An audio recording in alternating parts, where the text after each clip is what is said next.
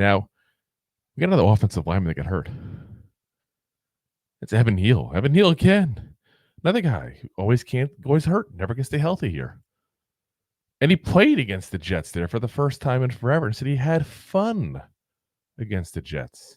Had fun. I could not believe it point blank, guys, when I heard that. Had fun. A little crazy there. As Rob is here. There he is. Here I am. So we'll talk about Evan Neal here. So Evan Neal comes into the game against the Jets, plays his first game he had since the season-ending ankle injury he had last year. And he comes out and gets injured all over again, guys. He gets his ankle rolled on too. And it's the same injury same ankle he injured last year, guys. Same ankle. It's a good or bad thing for us. Listen, I still think Evan Neal is one of those guys that I feel like what's going to happen is he's going to play his way out of New York, go play somewhere else and be good elsewhere. Like the Jaguars. That kind of thing. You've seen it. Look this year alone. Ben Bredesen is playing good from Tampa Bay. Matt Pert is going to be the swing tackle in Denver. Like, you see it all the time. Will Hernandez is a quality starter for the Cardinals. I mean, guys leave the Giants offensive lineman bust, come back much better.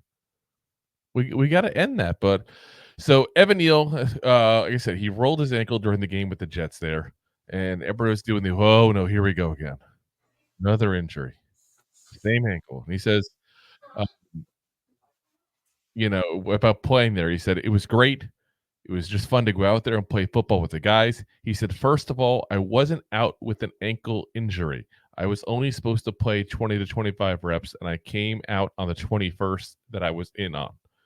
It just so happened that I got rolled up on that last play. But I got up. I was fine. I took a couple hops around. I just kind of felt the doctor wanted to look at it just to make sure it's fine. Probably won't get a scan tomorrow, but as far as how I'm feeling, I'm okay. So I don't think there's anything going on. So he said. Get injured, but the doctor wanted to check me out and took me out of the game for medical reasons. Yeah, he's trying to sugarcoat, like, hey, listen, I was only supposed to play at most 25 snaps, but minimum 20, so 21. Yeah. Not so bad. That's insanity. That's like the equivalent of ending your relationship saying it's not you, it's me. Like that's what he basically just did there. Like seriously, like just own up to it. Like you could say point, and I would have had no problem if this guy went back and said, "Listen, I'm coming off an ankle injury. You all know that my ankle got rolled on. They didn't want to take a risk. They wanted the doctor to check it out. They wanted to make sure there's no issues. So they took me out of the game. I was right about where we were going to play anyway, so it was not a big deal for anybody." I really should just become his PR specialist. I don't know what's going on. I would have said, "Are you clipping burgers?" Evan Neal, say that clipping burgers. Yeah, Evan Neal, if you're listening, I'm just saying, like, Goofballs are for hire to be a PR. Like seriously, would you have not taken what I just said a whole lot better than what he said? Oh, 100%. Like he just doesn't understand how to speak to the media whatsoever. I feel like, and I don't think he's necessarily a bad guy. I think he just lets his frustration show. I think he lets his disappointment in himself show. And you can't do that when you're talking to the New York media because they will make a mountain out of a molehill. And I'm gonna make a regular hill out of a molehill, if that makes sense, because it's just stupid to say. Like, you got injured, dude. Just admit it. I say I got injured. I didn't think it was a big deal, but they just wanted to make sure. It's not a big deal then. Oh, it's like, listen, people roll their ankles getting out of bed. Yeah. It happens. Drew, I know it happens to you all the time. I'm over 40, but well, listen, I've never rolled my ankle. I have hurt my back while sleeping. That I've done multiple times. But yeah, he got his scans. His scans came back clear. So he also should be good to go against the Vikings in the season opener. At this point, he'll probably be the swing tackle at this point if we need him for anything. Kind of like the sixth offensive lineman maybe comes in during sets where we might have an extra tackle, like goal line situations, that kind of stuff. But otherwise, most of what you're going to see is Evan Neal on the sidelines doing his best Jason Garrett impersonation. And clapping. Yeah, exactly. Honestly, it's where he needs to be. Until he gets his head straight.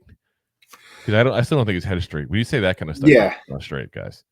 Well, I mean, we talked about this before. Like it's an ego thing. Like he comes out with a strong ego, saying like, Yep. I'm the best. I'm the best was, best there ever be. Like everyone thinks, especially like when you're drafted high at your position, which yeah. you're at in offensive line. Like You've been the best your of whole life. course, yeah.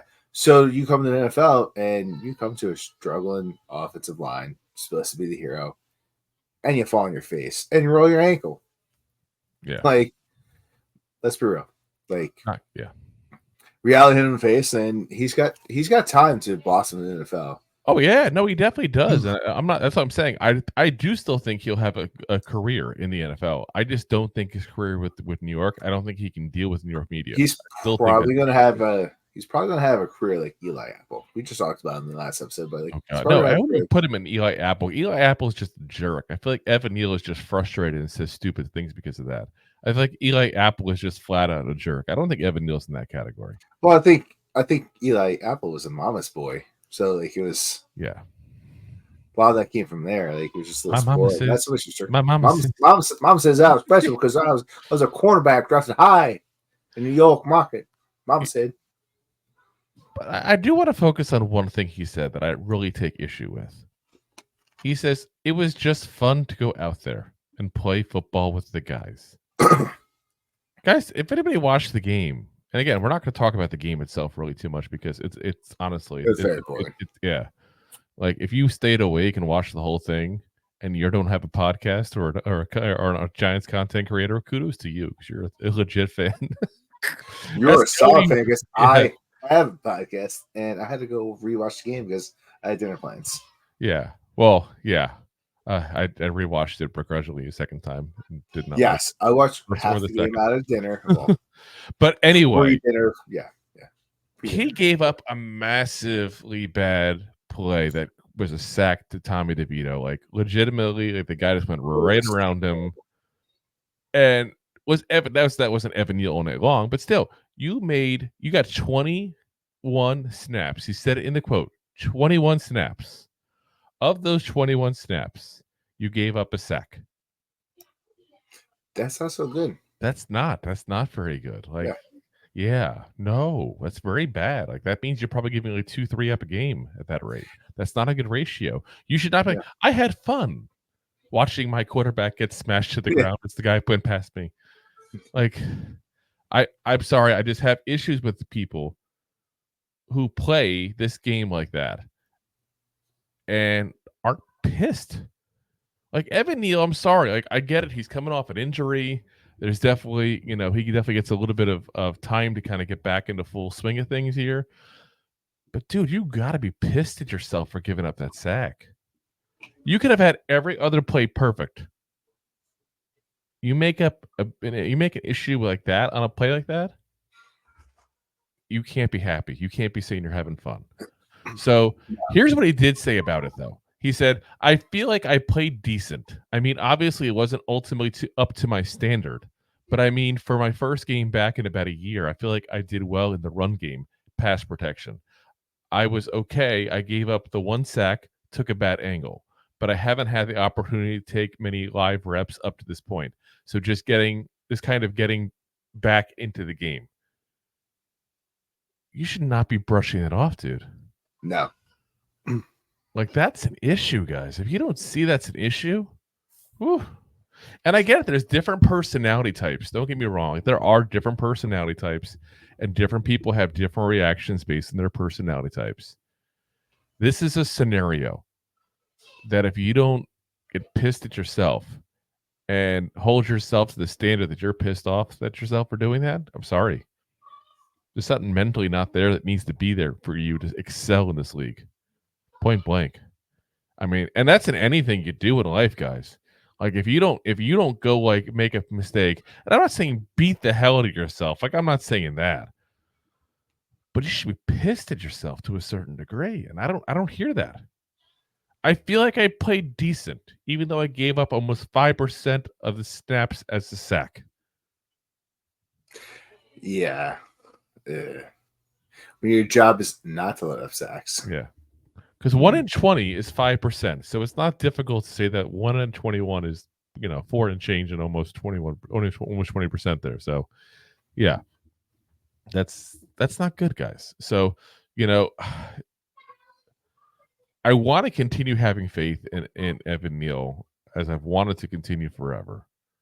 But y'all know if you watch or listen that I've kind of given up on him. I want to speak for you, Rob, on that, but I've given up on him. And I've honestly, given up on him a long time ago. this just cements the fact that, yeah, I'm just done. Just done. Like, see if we can get at him as a bench player for the next couple of years because he's not going anywhere for cap reasons. But the second you can, like, honestly, you know, if we got to make him a post June 6th cutoff or June 1st cutoff at that point next year to split the cap and call it a day, like maybe that's what we do. I'm done. I'm just absolutely done. Like this has been a guy that's been handled. Not been good. It's not been good for the New York market. He's not been good for New York Giants. He's not been good for Daniel Jones or any other quarterback that's been sitting behind him. He's not been good for his fellow offensive line members because the line is only as strong as its weakest link, and he's been. And I hate to bash him like it, but he's been the weakest link the whole time. Yes, you are the weakest link. Yeah, you are. Yeah, super British weakest link. Now, I did look it up. So apparently next year, by the way, we can't cut him no matter what. We get no savings, even if it's post June 1st. The only way to save some money is to trade him. If we trade him, even pre-June 1st, we save $4 million. So I don't know about y'all, but I'm willing to negotiate for a 7th round pick. That might be the route we go next year. That might be the route. I think somebody would take a shot on him. I mean, it's like we put 7th round pick up in our right tackle. Yeah, I got to stop giving up on a guy that's going to be on this roster this year. Though I got to I feel like there's a fine line between not expecting good things but still hoping for good things. You know, and we got to ride that line because he's still a Giant. He's going to be a Giant. Like I don't want to go that negative. I'm there mentally, and I'm trying to stop myself. Stop myself. He's definitely my least favorite Giant. Yeah. Yeah. That's the same. Fair to say. That's sad when you're saying that. If you like that clip, then you will love the full episodes too. Find us on your favorite podcast app and look for us on all your favorite social media platforms. Thanks so much. Please, I'm begging you. Please subscribe.